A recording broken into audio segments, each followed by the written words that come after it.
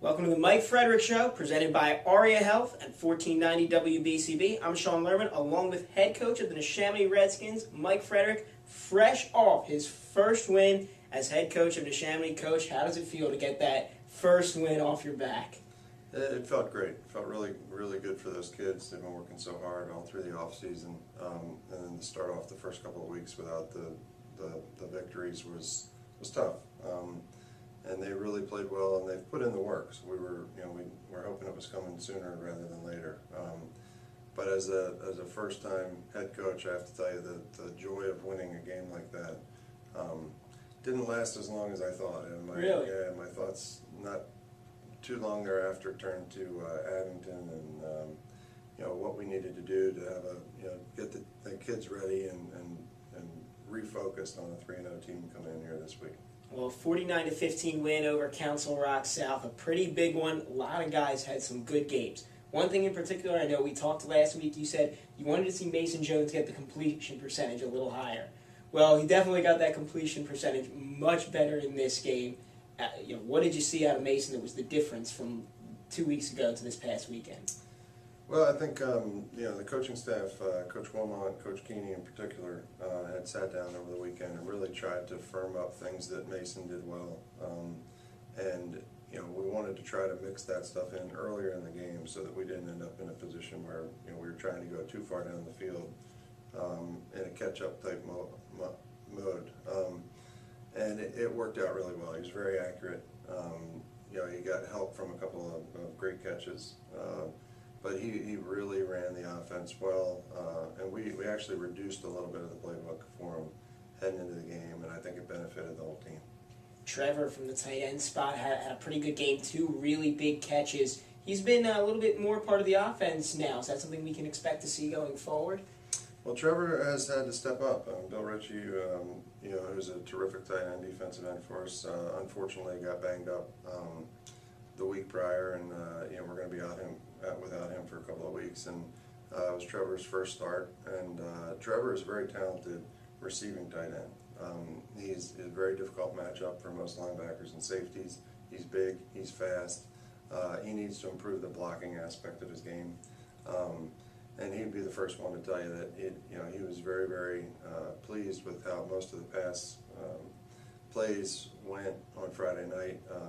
But he would also be the first one to tell you that he needs to improve upon the blocking aspect of his game to become a total tight end. Offensive line looked a lot better in this one. Gave some good protection for Mason, some nice run blocking as well. What was the difference for that offensive line? Was it just an extra week of the same 5 guys playing together? I think so. We're still we went with the same 5 that we went with the Downingtown West game. We did have some guys banged up throughout the week, so a number of guys got reps in there, but Parker Minotti started his second consecutive game at quick guard, and AJ Sanko stayed in at center. So having those 5 together for the second week in a row it helps with timing. It helps with communication on the line of scrimmage. And they were banged up midweek, and we weren't sure if we were going to have Parker and or AJ.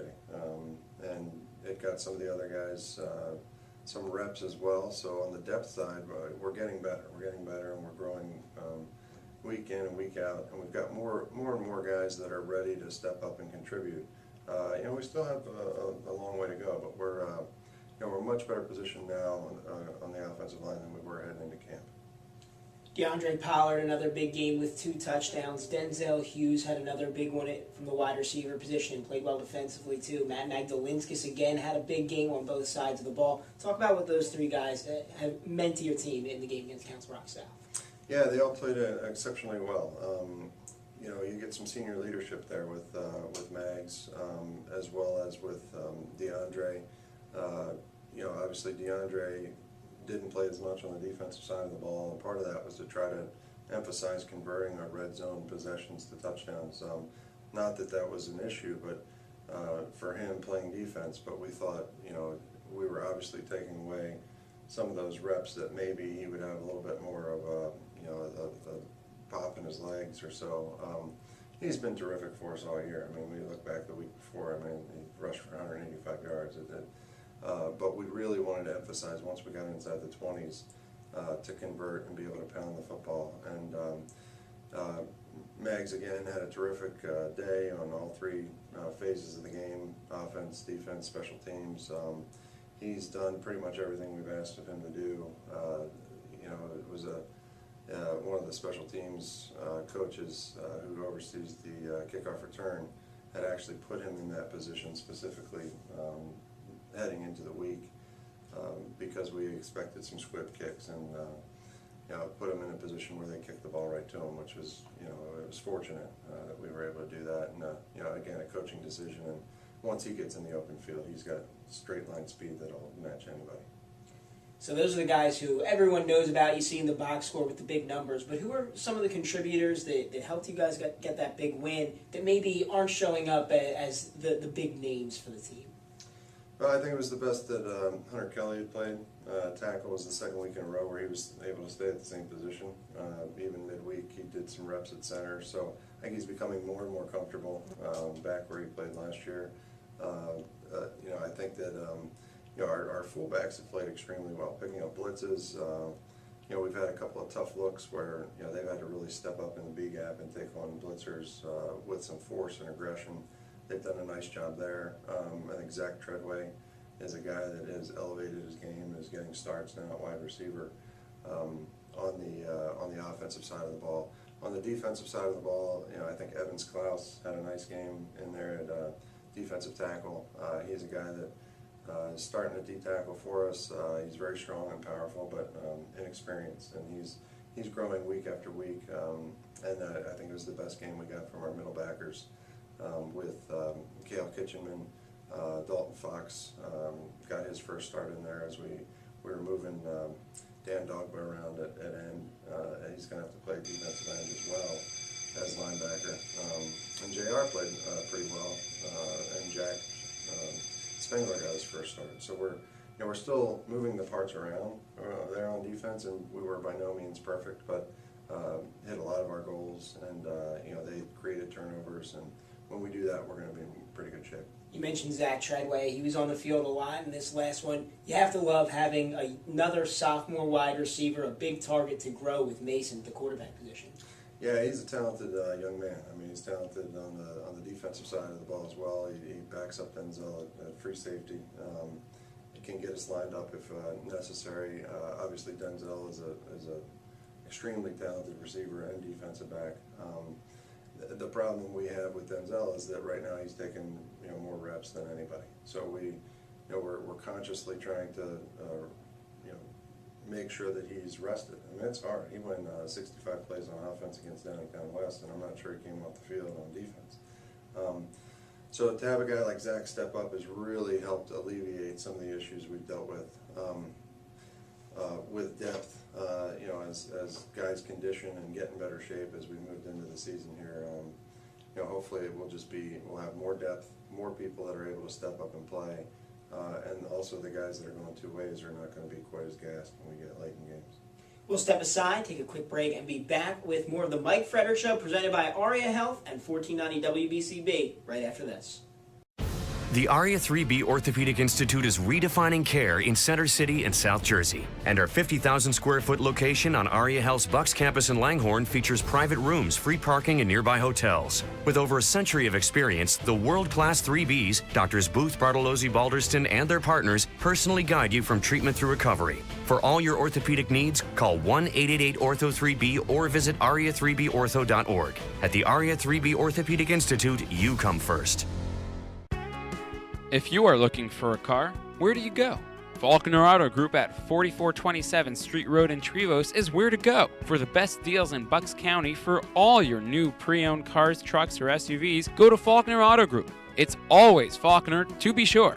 Go online to faulknerautogroup.com. Just remember, it's Faulkner, to be sure, for all your new cars or trucks. 4427 Street Road in Trevose. Faulkner, to be sure. Welcome back to the Mike Frederick Show, presented by ARIA Health and 1490 WBCB. I'm Sean Lerman, along with head coach of the Chamois Redskins, Mike Frederick. Coach, let's look forward to next week. You guys take on a really strong Abington team. They come into this game at 3-0 on the season. What are you looking to, as far as your team, to improve and come up to that Abington 3-0 level in this one? Well, we really need to keep improving. We took some real great strides last week, but we're certainly not where we need to be. And if we can continue to improve, we'll be competitive throughout the remainder of the season. Abington's a good football team. Make no mistakes. They've got team speed. They've got speed at linebacker, and they've got speed at running back and receiver that we're going to have to match to be successful. They run a power football approach, even though it's going to come based out of the spread predominantly. So we're going to see some read option with some pulls inside. We're going to see the stretch play, which they like to get that speed on the edges. That's going to be a challenge. Those are the things we'll have to shut down defensively to be successful. They will take a couple of shots deep, 4 or 5 every game. And if we can eliminate those 4 or 5 things, we'll be in a good position. Offensively, we have to match their team speed. We're going to have to make sure that we can block those linebackers who are they're fast flow guys. They're running to the football, and they do it in a way that when you watch tape, you're not sure if they're blitzing. And that's how quickly those guys get to the ball on the inside, and then obviously a lot of their speed on the receiving core also shows up there at defensive back. So nothing different, nothing new. They've been running the same stuff for a while. They'll put a new wrinkle in every week, and I think we'll need to be prepared for that. But our guys know what they're going to have to stop, and we're off to a good start this week to try to do that. Now, before we went on the air, you were telling me that although they run that spread offense, it is a power game, and a lot of times it's a misnomer that spread offense is a finesse offense. Absolutely. There's no doubt. They are coming off, they're rolling off the ball, they're smacking you in the mouth. Even the pulling guards are getting depth, and they're coming up looking to make contact. People think a spread offense becomes a basketball game on a football field. What it does is it spreads the field so that teams can power run the ball internally. So these read options, when it comes to what we're going to see inside the box, they're going to be double teaming on both our tackles. They're going to be trying to roll up to linebackers. I mean, this is not a position block. They're getting after it and rolling up, and they'll be as physical in between the tackles as anyone we've seen the last couple of weeks. What are some of the things you have to do in practice with your guys to get them ready to face that power physical game? Well, I mean, that's sort of what we've been preparing them for since the first day of camp. I mean, that's the way we'd like to play. So hopefully we'll have the ability to match that. As far as the what we have to do to get them ready is you're going to see a little bit different look when it comes to read option. We haven't seen much of that, so our guys have to sit down and be patient on the end because they're going to be being read by the quarterback. If they can do that, they can eliminate that play and make them a little bit more one-dimensional. If Abington has the ability to run read option successfully, they can run it with a pull or without a pull. They've got a nice power game that goes with it, where they run wham plays, they run leads and ISOs. Things that are going to come up inside. If they can do both of those things, then we're going to have our hands full. If we can again take away the read option, then you can focus on taking away some of the power stuff inside. Even the read option is going to be off of a power look. So then what we'd like to do is be able to take away the run game and make them have to be as throwing the ball. And once you get a team like that where they have to beat you throwing the ball, we're in much better shape. Now, you mentioned that DeAndre didn't play quite as much in the last game on the defensive side of the ball. Will we see him more on the defensive side in this one, or similar to the last game? Yeah, the plan right now is to keep it similar to what we did last week. DeAndre will play predominantly in nickel situations. Obviously, if someone were to go down, or we were seeing some things that we were uncomfortable with, we could immediately plug him back in there. But I would expect to see the predominant number of his snaps be on the offensive side of the ball. All right, Coach. Well, we talked a little bit about the last week's game and this week's game. We always like to have a little fun at the end. So I got to ask you, now, when you were playing, you were a lineman, you were a big guy. You're still a big guy, but you don't look like a lineman. You're in pretty good shape. What is the Coach Frederick fitness regimen like? Yeah, I'm not in all that good shape, but I try to run with the guys on Mondays when they condition. I've tried this summer to get in better shape because the mental and physical side of high school coaching is takes its toll on the coaches as well as the players. So I knew I needed to get in better physical condition to be able to try to try to maintain the effort and the hours that were needed to give them the best chance for them to win. They make fun of me a little bit when I'm out there running, and even the coaches will they'll get on guys because if I'm out in front of any of them, those guys will be like, goodness sakes, the guy's 100 years old and he's out there competing with you. So that's sort of our barometer. If I can beat any of them, then we're in trouble. All right, well, thank you, Coach. Thank you very much for your time this week. Thank you, sir. This has been the Mike Frederick Show, presented by 1490 WBCB and ARIA Health.